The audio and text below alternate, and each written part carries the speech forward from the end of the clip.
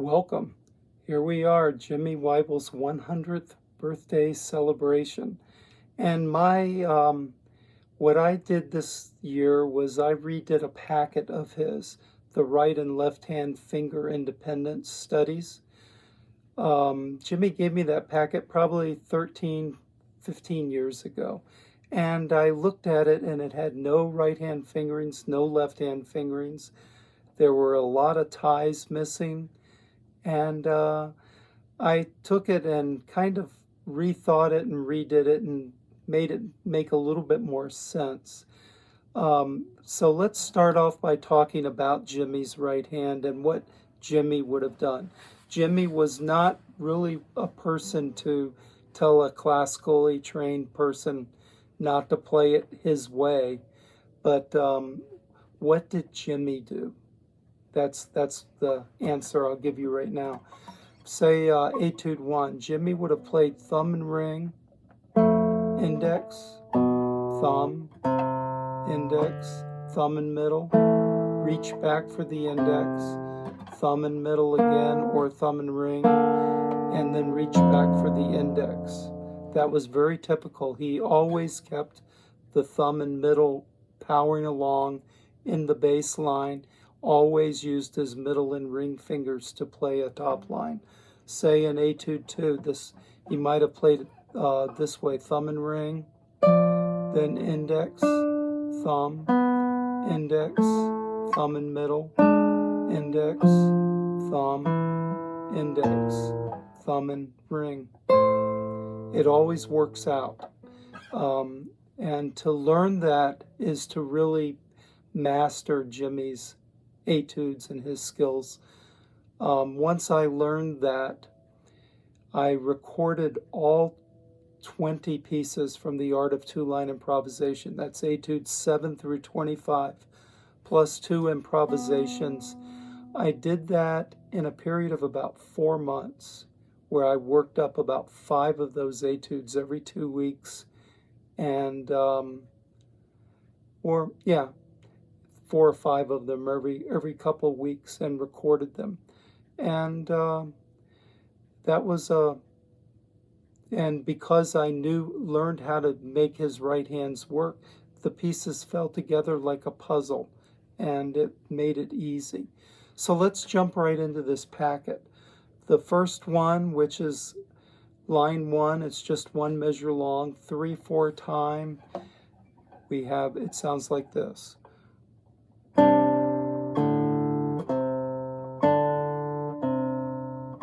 So we're in 3/4 time. If we counted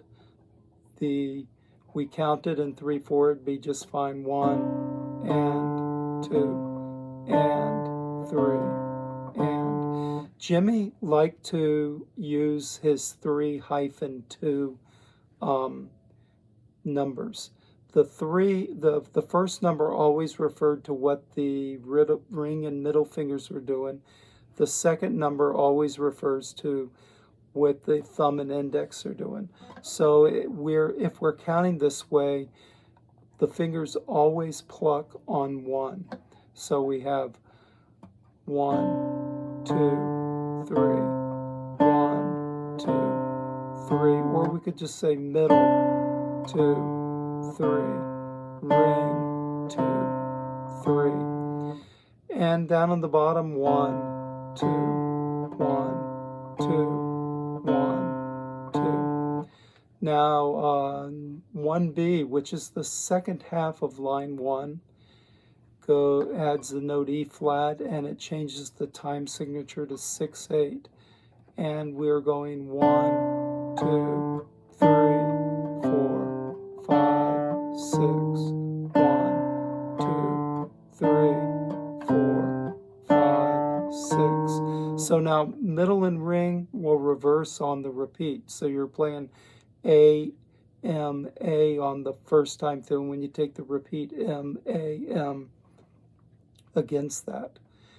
The middle finger and the ring finger are firing with the thumb here. So we have the middle thumb, index, middle thumb here, index, middle ring, then middle thumb on the repeat, index, middle ring, thumb, index, middle thumb.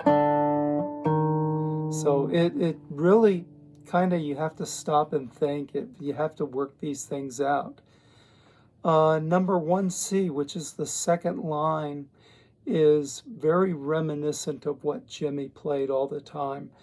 Now that I look at it, I think I'll start with the middle finger instead of the ring finger on 1C. So I'll be going middle, thumb, and middle, then the ring and the thumb, then middle ring, index ring, middle thumb, index ring. So it's going to be this way. Let me get my mind out of it and let's just play it.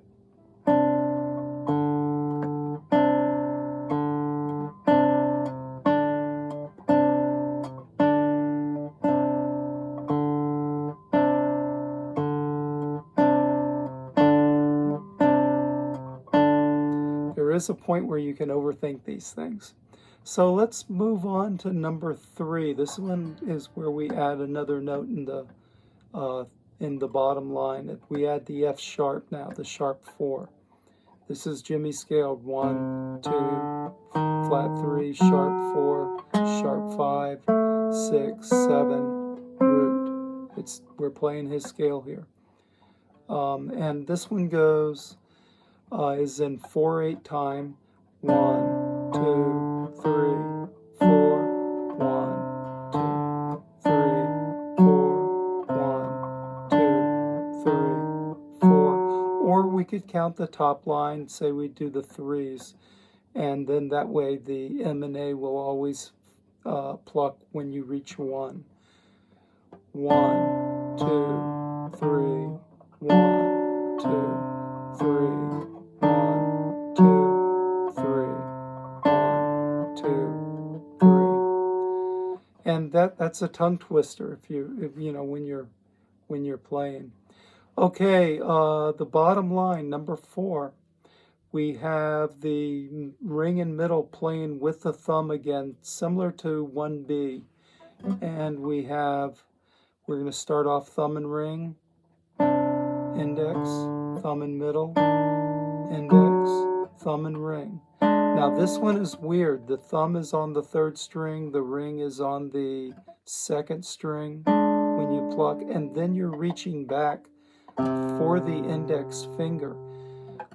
Classical guitarists are not going to like that. They're going to want to play this with their index and middle and reach back with their thumb. But that's not what Jimmy did. So let's try that again. 2, 3, 4, 5, 1, 2, 3, 4, 5, 1, 2, 3, 4, 5, 1, 2, 3, 4, 5. And then if we want to work the top line, we can just say the 2. 1, let's say ring, we'll start with the ring finger. 1, 2, 1, 2, 1, 2, 1, 2, 1, 2. Now the point being that these things really work your technique. If you notice in the left hand, you're playing 4, with your all 4 fingers here, while you're, have one finger fixed and the other 3 are moving. That's great technique in itself in the left hand. So I hope this gets you started, and I hope that you get much more velocity and smoothness of these than my shaky hands can do at this point. But I just wanted to get you started on this. All right, have a great day, and let me know how you're doing with these. All right, bye now.